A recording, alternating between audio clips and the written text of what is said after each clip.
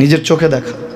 কিছুদিন আগে একটা জানাজা পড়িয়েছে, খোদার কসম করে বলছে 6:30 ইন্তেকাল করেছে। হসপিটালের বিল দেনেওয়ালা নাই, 4 সন্তান। অ্যাম্বুলেন্সে ঘরে ঘরে আসবে, 1000-1200 টাকার বিল দেনেওয়ালা নাই। কি বুঝলেন? ক্ষণস্থায়ী দুনিয়া। মুমিনের কম থাকলেও আমি বলি, কেউ যদি এসে বলে হুজুর একটু দোয়া করেন, খুব পেরেশানিতে আছি, আমি তার হাত চুমু খেয়ে বলি তোমাকে মোবারকবাদ, আল্লাহ তোমাকে ভালোবাসে। পেরেশানি তো মালিক দেয়, এই জন্য এটা রহমত মুমিনের জন্য। পেরেশানি দেয় যখন ফেরেশতারা বলে আল্লাহ চাইতেছে টাকা পয়সা চাইতেছে, বলে এটা কি? বলে ফাসেক, দে বিদায় কর, বিদায় কর। তার চাওয়া আছে, বিরক্ত লাগে, বিদায় কর, কি লাগে দে। আল্লাহ 10 কোটি দিয়েছে, 100 কোটি দিয়ে বিদায় কর।